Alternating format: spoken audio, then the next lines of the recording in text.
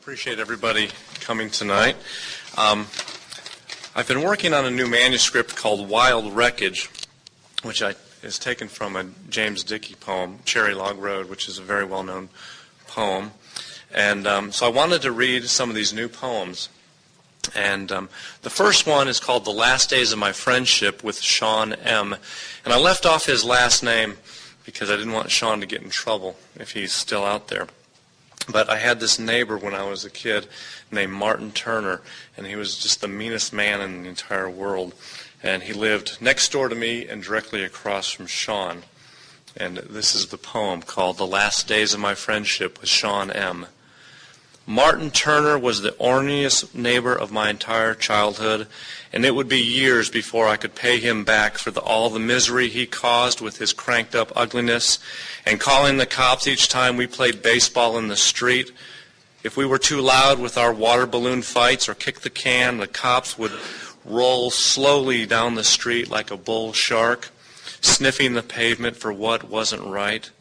I was 17, and baseball was beginning to fade away through the haze of Deep Purple, thumping out bass-driven beats as I drifted from the major league plans my father had for me. When Martin Turner called the cops on my best friend Sean and me for the third time in one day. This time the cops stopped their patrol car and splayed us out on the hood, frisked us down in front of all the neighbors for supposedly smoking pot under an elm tree while Martin Turner watched from his front door. He let it slip to the police that he was leaving on vacation in 3 weeks, Europe. Sean, who I have not seen since that fall when he ran away to Montana, drove to LaGrange to a pet store near the city cemetery and bought 1,000 mice in little white Chinese takeout boxes, but larger. No questions asked, no names given, $100 cash. It was the summer of Patty Hearst, Watergate, and Hank Aaron, and Sean and I rationalized everything, our moral relativism taking hold in this new world of revenge, something like G. Gordon Liddy might concoct. A burglary without the break-in. While Martin Turner cranked up his morning sitting in a cafe on the West Bank, as crabby as any Frenchman, sun rising, we emptied 1,000 mice through the doggy door in the back of his house. We tossed the cartons away behind Kroger, laughed for hours as we sat in the Valwood parking lot in Sean's El Camino, smoking Lucky Strikes, and both of us dreaming of Dee Dee Lind, the Playboy fantasy of all post-pubescent fantasies that would carry us for years into adulthood. We were as jazzed up as coffee-drinking coke addicts, laughing about the mice, almost crying with hysteria until the next day when we played baseball in front of Martin Turner's house and glimpsed several mice scurrying up the cloud sheer curtains. Then we began to worry. For 12 weeks, Martin Turner was gone. Sean and I stayed away from the neighborhood, met a few girls at the bowling alley to hang out with, listened to Grand Funk Railroad, and got high for the first time with those girls. Hang on a second, I lost my place. We forgot all about the mice until Martin Turner returned home and opened the front door. Mice streamed out like gray water pouring over the curb.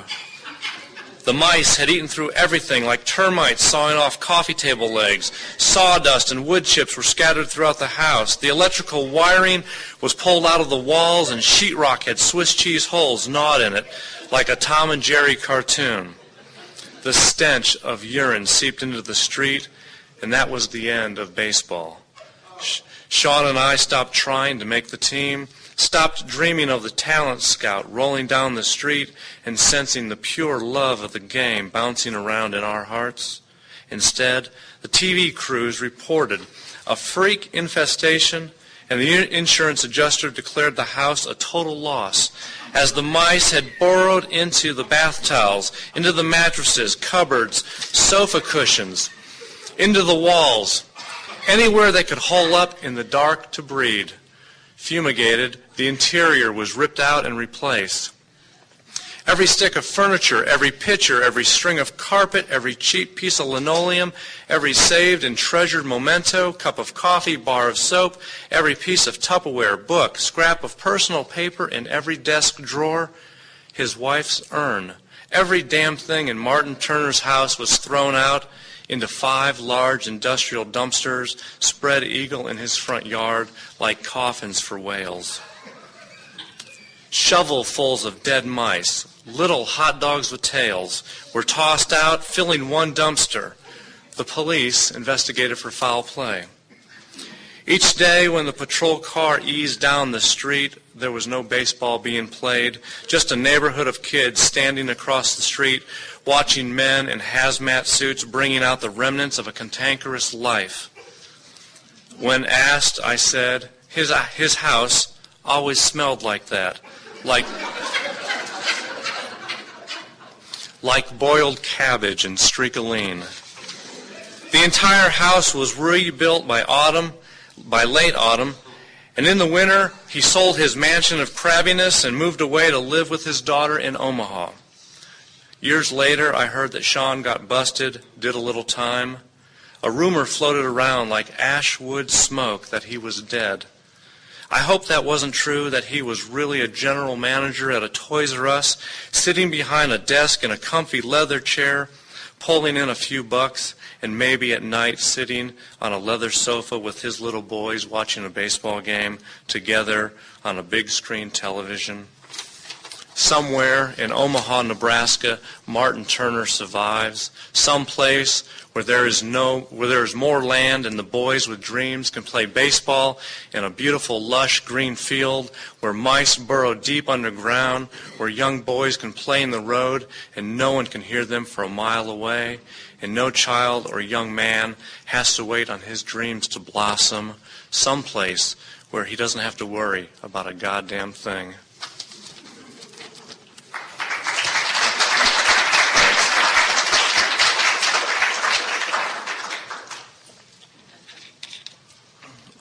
That's pretty much true. And we didn't get caught either. That's my revenge poem. So this poem is, I wrote this for my son who's 10, going on 25. And it's called Okefenokee. And he and I went last year to the Okefenokee and toured around. And we're supposed to go back in about a month. But I wrote this for him. It's 1,000 square miles of trembling earth, the sun peeking through the trees, a soft glitter of light penetrating the early morning, frost on the Carolina skiff. My son and I, our feet slipping, ease through the canals with a guide, Sheila, who knows how to talk to men and provide us with information about the great heron, the kingfisher, the alligators, still several hours from rippling the surface with back bumps and resting under the peat mounds and warmed by the decaying vegetation. We come to a blockage of floating earth, prairie grass rooted to the peat. Sheila pushes it away with the skiff, guiding the impasse to the side, opening a passage for my son and I, to cut a path in the middle of the cold blue morning. Her facts pull my son and I closer to share our own warmth under the blanket, information of the old world to rekindle our talks on the long drive home. Gliding slowly through the thickness of lily pads, hooded traps, prairie and natural land masses, houses of trees rooted to the river bottom, Sheila has the look of an old life reborn, an Indian perhaps, with experience for the dangers of the swamp, of a child stepping out of the boat, away from his father into what a father cannot control. She shows us where to look, how to avoid the unseen eyes under the water, staring and waiting as ancient as all the world.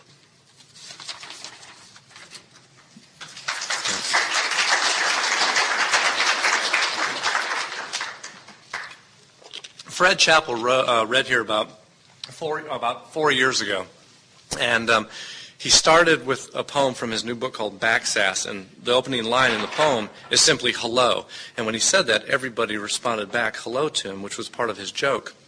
And I like that whole idea. And I tried combining that in a way with my love of Johnny Cash's music. And one of my favorite songs is Folsom Prison Blues, it's the live version when he says, "Hello, I'm Johnny Cash." And I thought, well, what opportunity did you ever have to say, "Hello, I'm Johnny Cash"? You don't. So this poem is called "Hello, I'm Johnny Cash." His name conjures up a dark night of drinking, Evan Walker's sour mash whiskey, fist fights in a stale pool hall, staggering upright with the smooth lacquer coating his throat, handcuffed and hauled off to jail, a man with a tortured soul stranded like a rusted-out car in the middle of nowhere, marooned in the old life, the old way of doing things, or transfixed in the grainy black and white images of Folsom Prison, and the men screaming and sweating anonymously before their black night, standing behind the microphone with nothing but his guitar between the stage and the murderers, expecting to be rescued by the good Samaritan of the sixth string, the communion of that lonesome train whistle slowly howling like blood dripping from a knife, tolling each man's inability to make sense of anything that has happened in the world, or the regret in one man's story for the 3 men he killed to buy time in Folsom, each pounding beat of that rhythm exploding like death standing toothless, staring into your eyes to make you feel alive again. But maybe it's just looking out from the stage over the convicted, the demons thumping inside your chest, ripping to escape his brother's death from a table saw accident to bring home food, and how, after the funeral the next day, his mother was back working in the cotton field. Thanks.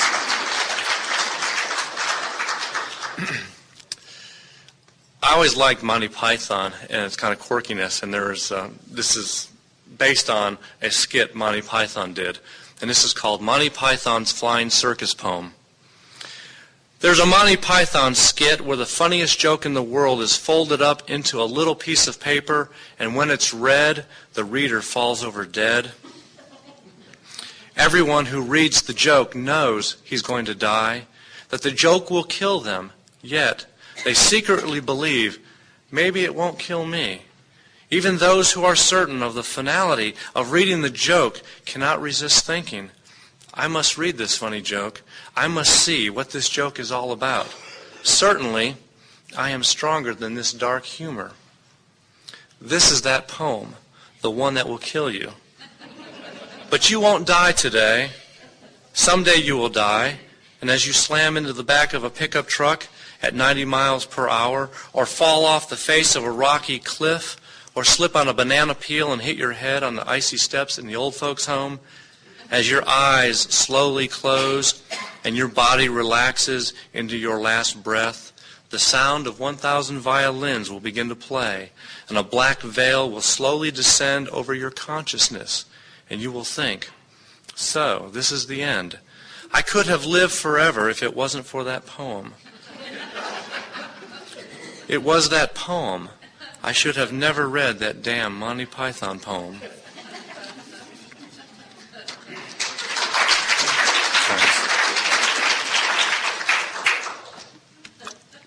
I had a neighbor one time who had just the most beautiful wife, but they just couldn't get along. And it took me 20 years to finish this poem because I just didn't have the life experiences to really figure out why they didn't get along. And you kind of learn these things as you get older. But it's called Everything Finds Earth. The woman across the street is incredibly sexy, but volatile, like a .45 revolver sitting on a coffee table. You don't dare grab it too quickly because there's a danger so unfamiliar you may not know how to handle the power that exists. I've watched her toss baskets of his clean clothes out the upstairs window. Chunked in ball-like accuracy, their washed passion exploding on the lawn, white handkerchiefs floating like riderless parachutes, shoes tumbling across the yard into the street. I hear her screaming at him, sometimes around midnight, and I know she's a bitch. the answer to everything that seems to be wrong in any man's life, but I like her a lot. A passionate duality, nice as a stray cat, then the hiss and the explosion of the Mont Blanc that leveled Halifax, Nova Scotia in 1919. He drinks too much, always telling me what he figures I don't know, and borrows from my garage whatever he doesn't feel like buying. It's a law as constant as gravity. If he wants her, he can't have her.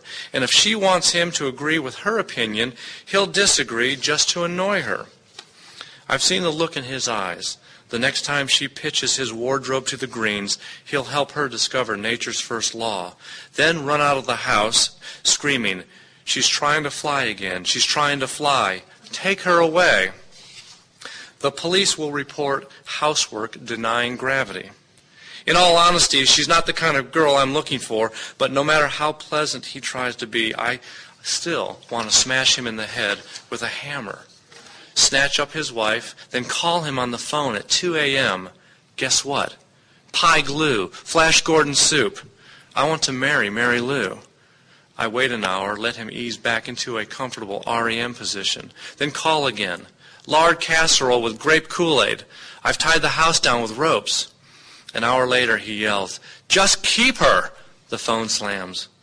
I look at her sitting in my leather chair in a T-shirt and panties, her legs curled up to her chest, sipping a cup of green tea, her beautiful brown hair bouncing off her shoulders, the weather outside calm with a tuft of a breeze, a wisp of air slightly moving behind the curtains. I should have told you that pie glue and Flash Gordon soup, those are all from a poem that Gregory Corso wrote called Marriage. And I sort of stole those and put those in that this guy yells and tells the guy.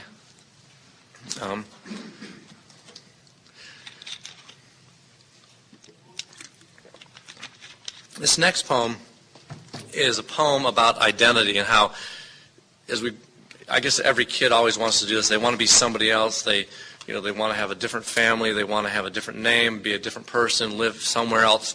And we kind of all go through this. And the title of the poem is taken from Joseph Campbell's book, very famous book called The Hero with a Thousand Faces. In California, there's a woman named Marilyn Monroe, which makes me wonder what her life must be like. If perhaps she has movie star beauty, or maybe she's a mother touring her children around the city to baseball games and piano practice. I'm pretty certain she's tired of the old jokes. You don't look anything like her. From every grocery store clerk, bank teller, or department store saleswoman. What must she endure on a first date? The undeliverable expectations, the presumptuous ogling of the male libido, the sexiness of a dream film played over in some guy's mind, the wanton playfulness, and everyone insisting she sing at every birthday party, like JFK and lap dances are synonymous. And then, the simple task of buying a pair of shoes or pantyhose or having the oil changed at Red service station. She never hears the invisible stories after she's left the photography studio with her children, the photographer with the clip-on tie and short-sleeve shirt from Walmart brags to his friends as though he was George Barris, rattling off black and white beach scenes of Maryland, barefooted and wrapped in a thick wool sweater and tight, tight shorts, a fantasy Christmas present ready to be opened. In Nevada, there's one, a Marilyn Monroe for some other man's fantasy at the end of the day, and another in Hawaii, and 34 Marilyns throughout the South. There are 7 Ronald Reagans in California, 18 Bob Barkers, 3 Johnny Carsons, and 3 Don Knotts, and a dozen Andy Taylors. No mention if any have ever been sheriff. Martha Washington lives on Washington Avenue, no doubt the most famous person in El Monte, California. William Faulkner, 150 in the U.S. Good luck with that novel. Especially the 4 guys in Mississippi and the poor slob hanging his hat in Sardis. That little postage stamp of grief every time he walks into the library or Barnes & Noble. There are 2 E. Hemingways scattered on the West Coast, and by virtue of the fact they use E, I'll wager we really know who they are. I try to imagine the comedic scene, envision the trouble they have buying a shotgun in deer season. And George Machine Gun Kelly, your name is splattered across America like the spray of a Tommy gun. 12 Elizabeth Bishops, perhaps one jotting down a grocery list in verse, Shakespearean couplets, trying to rhyme cantaloupe against her feelings and the burden of societal expectations while her daughter burns her Barbie dolls in effigy. But tonight, Betsy Bishop's energy is turned towards preparing dinner. Of the more than 24 Emily Dickinsons, I wonder if the sweet woman in Amherst, Massachusetts is stewing in her attic, or is she really from Topeka and moved to Amherst for some odd recognition? Or maybe she has a great sense of humor and wears black and is frigid and tells everyone who comments on her name that when she dies, she will be the fly buzzing in their ear. Throughout the country, there are over 50 Barney Fifes, 2 in North Carolina. How many times do you think he's walked into the barber shop only to hear, "Hey, Barney, Thelma Lou was looking for you"? Then there's William Walsh, the 16th century poet, who's made it tough for me because I cannot even claim my name in verse or as original. Or in San Francisco, where 22 men are pretending to be me, maybe some flowery fellows riding skateboards down Lombard Street, or the former football coach. I've never heard that one before. He's my father, I say, to make people feel stupid. If I could be someone else, I would. I'd change everything about me, my name, hair color, style, height, skin tone, accent, my fat to muscle ratio. I'd compile myself into a suave man of men, Paul Newman. There are 8 in Georgia. And with my new costume, I'd drive to West Liberty, Kentucky, in my 57 Corvette to propose to Joanne Woodward to change our lives together. We could be anyone from anywhere, but she'd have to go for it, go all out, completely change, like me, and learn a new language, because who I really want to be is Eduardo Del Maso, with a personality that could sway any woman into romance, exotic Spanish syllables sashaying from my tongue. I'd learn Portuguese too. And while standing on the balcony overlooking Rio de Janeiro, I'd kiss the nape of her neck while her hair flowed backwards in the wind. Yes, I would become him and he would be me. I'd learn Spanish because I have no formal training other than Speedy Gonzales cartoons and an 8th grade girlfriend who really knew how to kiss. But her brother didn't like gringos and scared me off with a large knife held under my right ear. I can sympathize with the guy in Florida named Theodore Bundy. Maybe he lives alone in a trailer on a dirt road just to get away from the mailbox smashing, prank phone calls. There are 15 William Walshes in Georgia, 130 in the South alone, and one guy in Kentucky with my exact name, William John Walsh III. There's another in New Jersey and Massachusetts, just like me, the exact same name, but it's not me. I hope they are illiterate. I hope they wouldn't know a poem from a brick bat. At least I have that over them. Maybe the government can make the written driving test a sonnet essay. I would shine above those guys like a child prodigy. There are so many William Walshes on the eastern seacoast, I stay away because in all probability there's an outstanding felony arrest warrant for one of them. But it's not me. So now I've decided I want to be Eduardo Del Maso, because there are no Eduardo Del Maso men anywhere. Maybe I can be the only one, be free from the fear of running into myself at a sloppy, topless bar, nursing a few shots of Jose Cuervo, or in a police lineup. Be free from the other guy, the guilty William Walsh, the one pointing his finger at me. Can't they see that I'm clean-shaven and he's grungy, and the police arrested him peeing in an alley behind a CVS drugstore? And when they came for me in the library, I was researching Joseph Campbell and the different masks we wear, when the cops threw me on the floor like a literary hog and held their boot to the back of my neck. And yes, I'm quite likely to argue with the cops and give them the damnedest time about having never been to Bangor, Maine, and having no idea how to rob a bank, And yeah, I know all about the child molester in a Georgia prison with my name and same general height and weight characteristics, but it's not me. And if it were legal, or if I had the remotest chance of getting away with it, I'd shoot the son of a bitch myself. Just wait in the woods with a high-powered rifle for when he's in the yard, standing at the foul line, ready to toss up a free throw through the netless hoop. First, I'd unload on the basketball, have him wondering what just happened, and then as he was bending over examining the splintered rubber sphere, one shot, one fewer William Walsh. When the police pulled me up from the library floor, cuffs too tight around my wrist, there's always one smart-ass cop who tries to tell me something he thinks I don't know. I tell him I have only one mask that I wear before he smashes me in the face with the butt of the rifle. Here's a black eye for that mask. Now I remember Eduardo Masso, the improved man I want to be, the savior of myself, the new-to-the-job me, the changeling bad boy turned good, inside, lurking somewhere.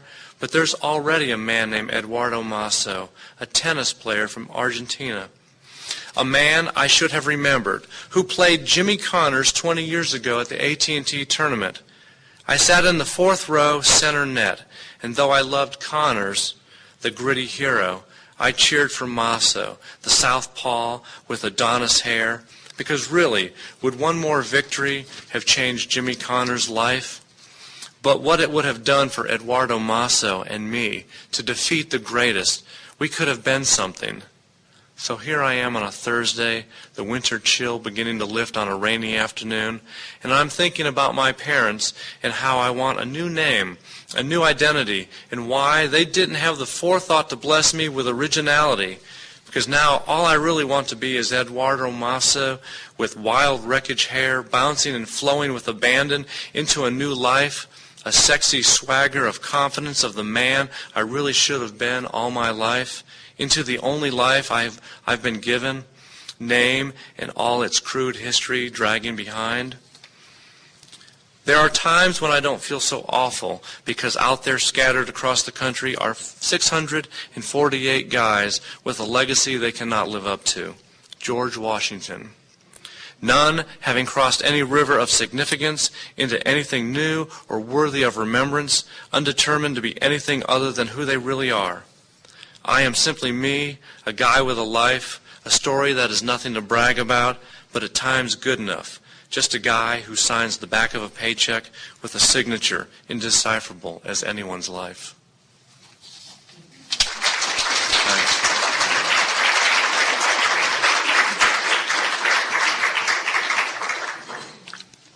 Well, now for a long poem.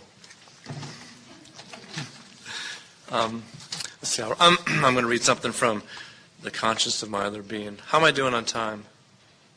3 minutes? Okay. Let's see. What am I going to read? I'll read this one. This is self-explanatory. It's called Sometimes Lying is the Only Way Out of Trouble. Sometimes nothing feels so good as being drunk and lying in the wet grass at midnight. It's even better if it's your lawn and not the neighbor's or the grass in the park. It's when you're in the wet grass staring at the black star-dotted sky that you actually believe you could fall asleep right there. Sometimes you do. Other times you wake up in jail next to some drunken stiff and you look around at all the losers and shake your head and wonder where you are and how you got there, because something must be afoul since you are respectable and well known in some circles. And then the morning comes and most of the other drunks are waking up when the deputy takes roll call and you're ashamed to answer when your name is called. But you do, and sort of give thanks that no one has thrown up on you or you on them, or that you had to fight some bum for a cot or a space on the floor, and you hope you didn't do anything really obscene or try to hit a cop. Then the deputy says you can make one phone call, but first you ask what city you're in, and you realize that you have no friends in town. So your next question is about posting bail and a lawyer. $1,000 later on the credit card, you step outside the jail, and it's all concrete and blacktop and not a blade of grass around.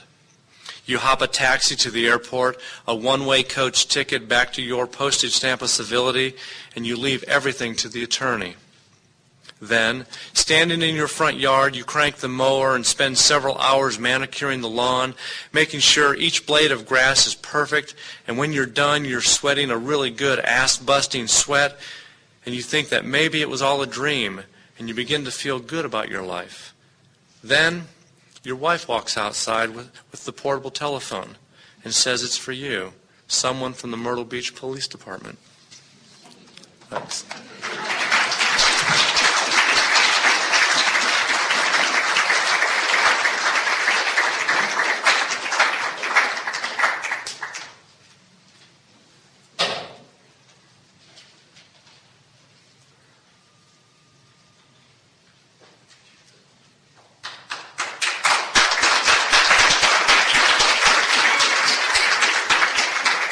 Hey, Robin. It's nice to be back here. I was here, 3 years ago, Bill? Something like that? 2 years ago?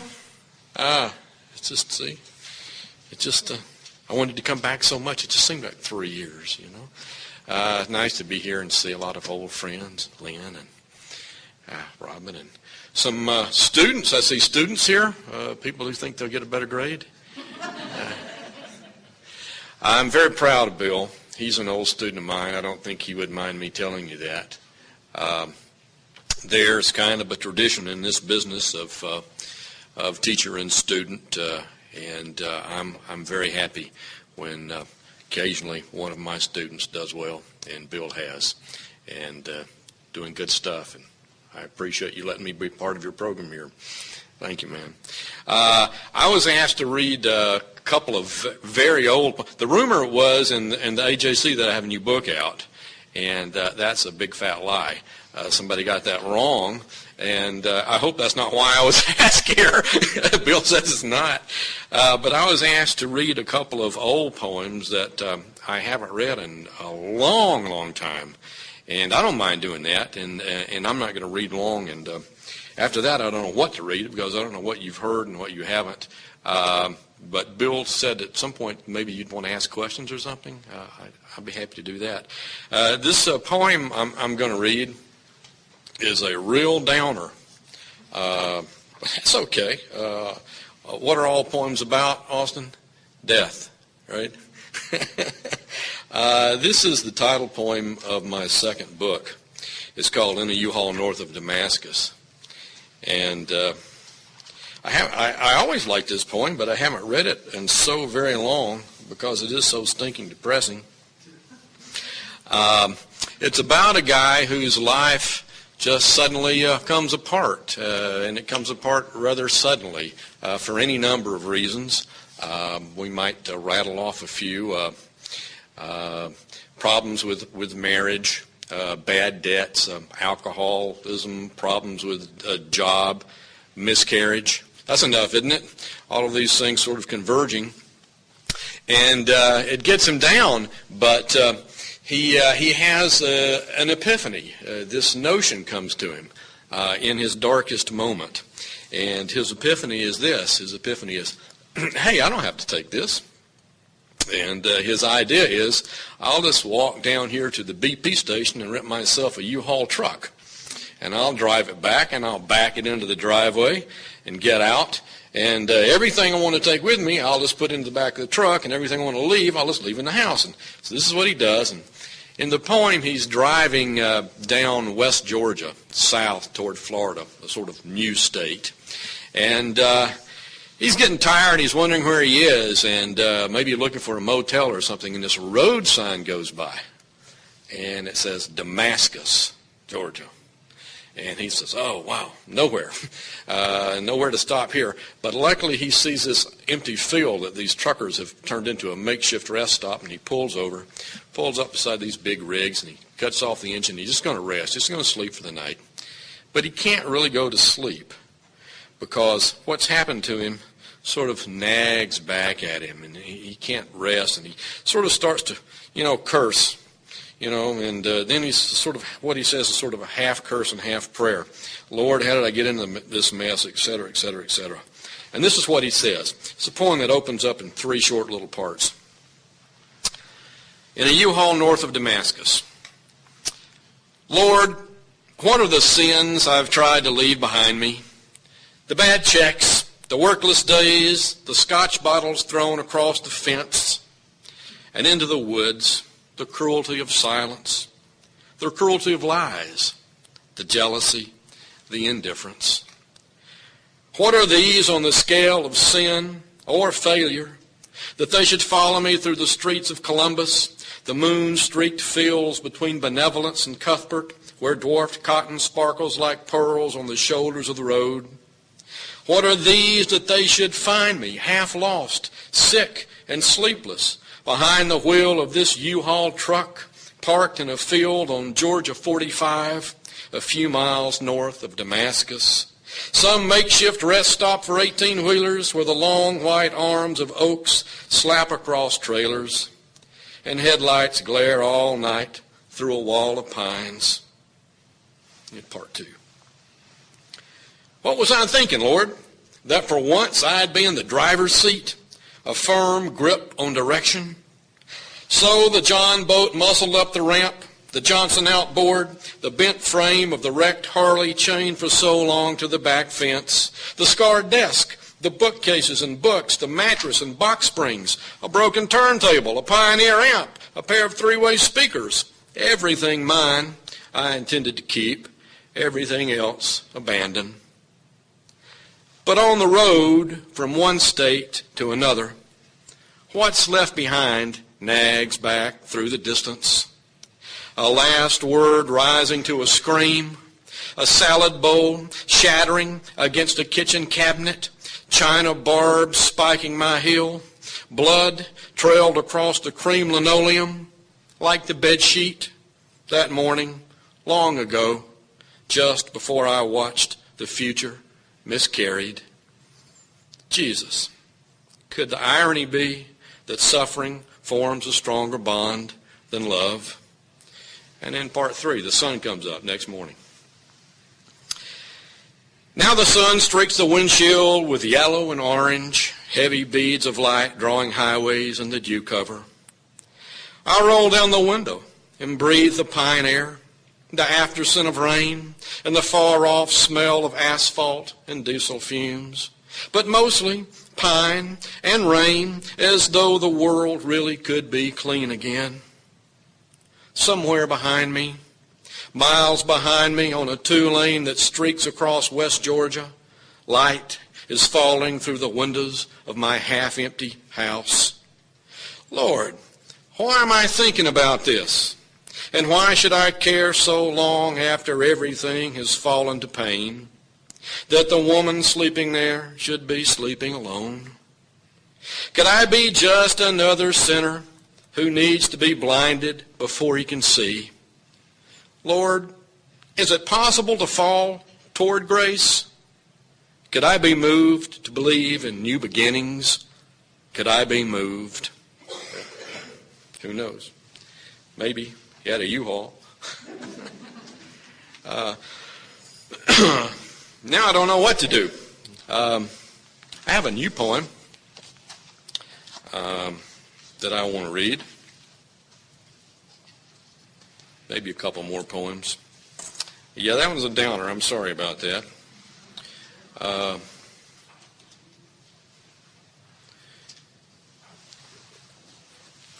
My daughter just turned 15, and that's a frightening age.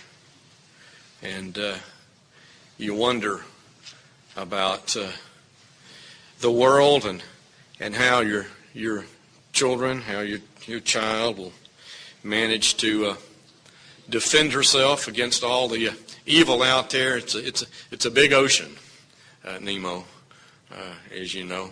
And a few years ago, we had a friend who opened a karate studio. She must have been 8 years old at the time, and she wanted to take karate lessons.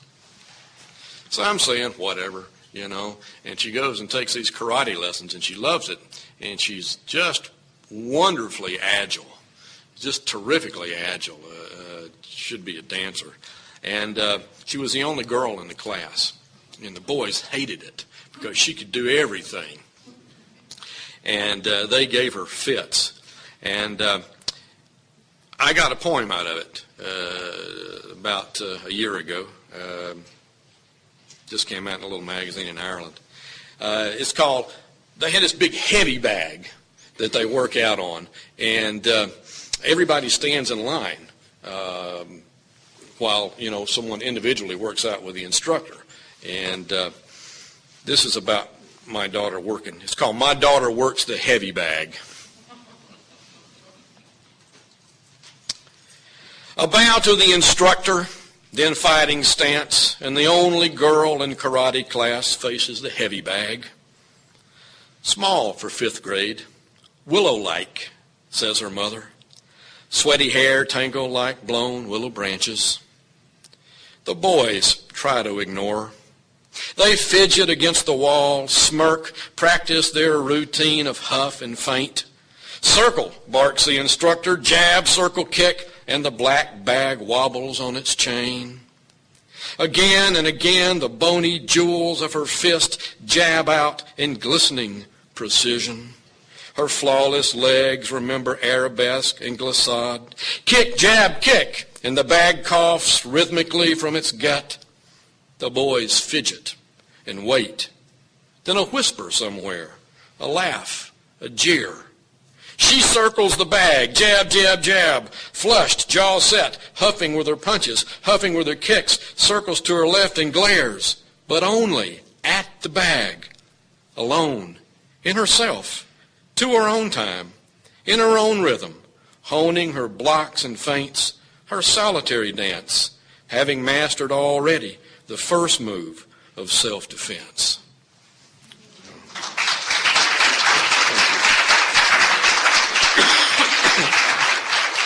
She is a gem. Maybe I'll read a couple of more poems. Another poem someone asked for. A poem about my dad. If I can find it here. I know I can. What to tell you about this? I think I have to tell you 3. I haven't read this in a very long time either. I'm surprised I haven't mispronounced any words yet, or maybe I haven't, just haven't noticed it. 3 quick things about this poem, and the first involves names, Bill. I'm not the real David Bottoms my father is. I'm only the junior version. And a second thing is when my dad was in high school, he was not what you would call a great scholar by any means. But he was, sure enough, a phenomenal athlete. And, he was a track star. He broke and held the state record in the 440-yard dash, held it for a long time. A super track star, a super football player. In fact, he won a full scholarship, football scholarship to Mercer University back when they had a football team. And he was so good, I've said before, he was such a good football player that they really, literally held him back for 2 years to play football in high school. And I often joke and say that had it not been for World War II, he might still be there hobbling up the backfield, But that's the third thing you need to know. When World War II broke out, he joined the Navy. And he shipped out of San Francisco on the USS Atlanta with a pal of his. And the Atlanta was the prototype of this new warship. It was a very fast, heavily armed boat called a light cruiser. And the Atlanta saw 5 or 6 months of very heavy action all through the Pacific Theater, Midway, Solomon Islands, the Guadalcanal and Tugaloo landings, the capture and defense of Guadalcanal. And then on the night of November 13, 1942, that was Friday the 13th, November, Friday the 13th. The American fleet was sailing up this little narrow body of water called Savo Sound, which was between, I think from your perspective, Florida Island over here, very small island, and Guadalcanal Island over here. And there were a bunch of Marines, my uncle was one of them, trapped in the mountains over here on Guadalcanal, and they had pretty much given up hope. And they saw the flashes of this battle and perked up. Well, about 1 o'clock in the morning that night, the Atlanta was right in the point of the fleet. The Japanese, they ran head on into what the U.S. Navy called a superior Japanese surface presence. That's what it was. And a Japanese destroyer flashed its spotlight onto the deck of the Atlanta. And the Atlanta swung all its guns. It had 6 turrets of guns. They swung them all and shot that light out. And that began the naval battle of Guadalcanal, which, from everything I've read, is one of the fiercest naval battles in the history of warfare. These ships, you'll know what I'm talking about, these ships are armed with guns that were engineered to shoot with some accuracy at 12 to 14 miles. And I talked to a veteran, not my dad, who was also on the boat, and I said, how close did these ships pass? And he said they passed within 400 yards of each other. So you can imagine, they were just like, wow. And the gun turret my dad was in took 5 direct hits, and it blew him out of the turret onto the deck, and he was thrown into the ocean and given up for dead. Severe head wounds and side wounds and leg wounds. And his best friend, against all odds, swam out of a lifeboat and pulled him aboard a lifeboat. And then he spent 2 months in a hospital in Guam, and then 2 years in a hospital in San Francisco. Well, this poem really doesn't have anything to do with that. Kind of led you around the barn there, because I like to tell that story. This poem is about me, and me in the 6th grade at Canton Elementary School, first day of school. You know how when you go that very first day and you're standing there in the doorway and you're looking at the empty classroom and you say, well, which desk do I sit in? Which desk is really me? Well, being who I was at the time and really not caring much for Miss Sarah Reimer, who was the teacher, I went all the way to the back of the room. And not only that, not only to the back row, but all the way over by the window. And when I went over and I sat down at that desk, it was like a flash from the Twilight Zone. I said, wow, this really is my desk, because I looked down and I saw my name carved about that deep into the top of the desk. Well, I pondered that all day, trying to figure that out, until my mom revealed to me that, of course, the building I attended elementary school in was the building my dad attended high school in. He had been there before me.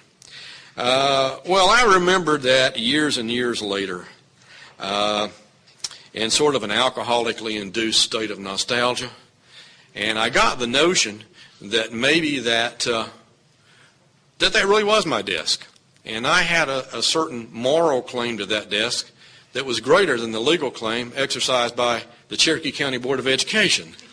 And this poem is about going back to that school building late one night with a crowbar and a flashlight and a hammer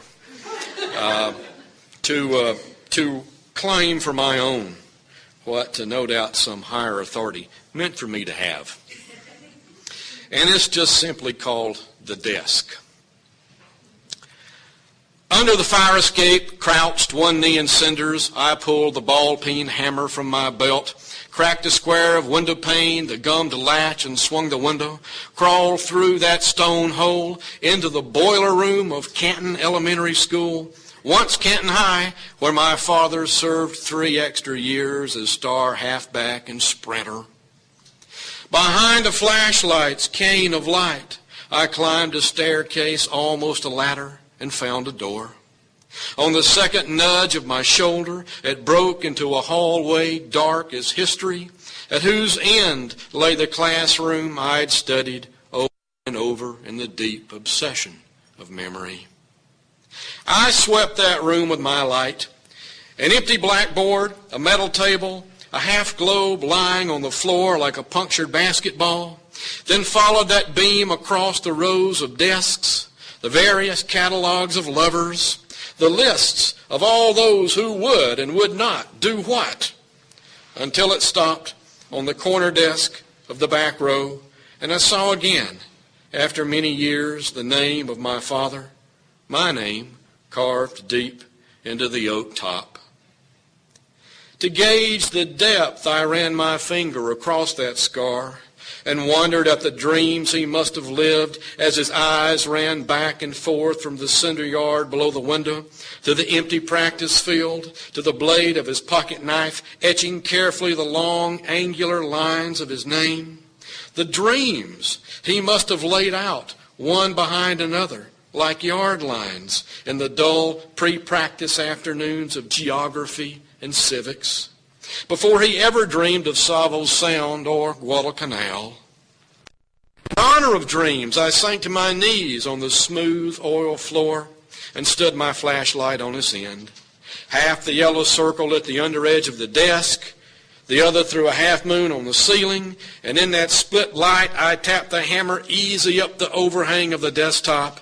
Nothing gave but the wall's sharp echo, so I swung again, and again harder and harder still, and half anger rising to anger at the stubborn joint, losing all fear of my first crime against the city, the county, the state, whatever government claimed dominion, until I had hammered up in the ringing dark a salvo of crossfire, and on a frantic recoil glanced the flashlight, the classroom spinning black as a coma.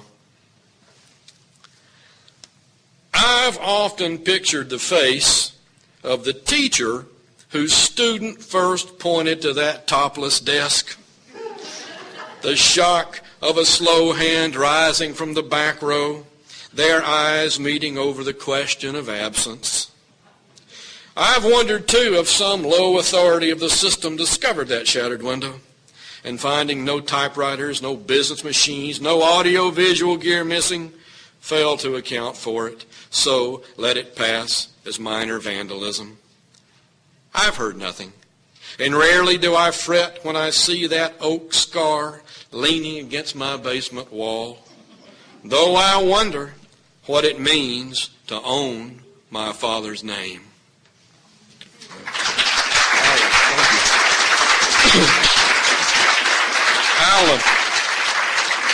I'll read one more very short poem, and it's getting on here. It took me an hour and a half to get down here tonight. Traffic is just horrible. I'm going to read this poem from my students. Some of them are here, and occasionally I like to preach to them, and this is a preachy kind of poem. I imagine there are a lot of writers here, and we're having a big writers' convention coming into town in, about a month, Associated Writing Programs. If you go to those things, you can walk through a room and you can feel just the voltage of all the ambition. If you could harness the ambition in that, you could power Atlanta for a year. That's good, I think, and bad in a way. And this is kind of a poem about ambition. I like to say to new writers that there's two kinds of ambition. There is that ambition to get ahead and to, gee whiz, to make money as a poet. Give me a break here. To have your books published and all of that sort of stuff. And then there's the good ambition. And that's just to write the very best poem you can write. And not only that, but to learn to trust language and enjoy language, and to use language to help you get at what's most important in your life. My friend Ed Hirsch likes to say, what a blessing just to be able to live your life with poetry. And I like that. And we can all live our lives with poetry no matter what we do. And what's important is your own relationship to the word. And that's really all. that's important. This is a poem called Alatoona Evening. I haven't read this poem. I never read this poem. But this is a good opportunity. It's a very short little poem. It's kind of about going down to walking through the woods, or maybe going fishing or something. And it's about, I think, disappointment, which we all have. Anyone who has any sort of ambition has disappointment. And there is an indefinite pronoun reference in the second line, it. You just plug in ambition there, or disappointment, okay? And the rest of it will make sense. Alatoona Evening. Half a mile through a briar scrub thickening to woods, I've lugged it like a sack of stones, and come to these shadows opening the cove. A John boat waits among the water lilies, restless as wind, a paddle in the bow, as though night were a current to be muscled through. On the horizon, a red glaze still treads water, and in my silence, crickets choir the tree line. Wave after wave, they call me to lay down my anger. And the tree frogs with them, barking out of the needles, the copperhead skirting rushes, sidling into the shallows. Lay it down, they say, on the green stones beside this water. A whippoorwill, an echo, and above the drooping shoulders of the willows, delicate bats tumbling for flies. Lay it down, they say, your ambition, which is only anger, which sated could bring you to no better place. Nothing is more beautiful than your emptiness, and over the lake, these 3 stars soaking up twilight.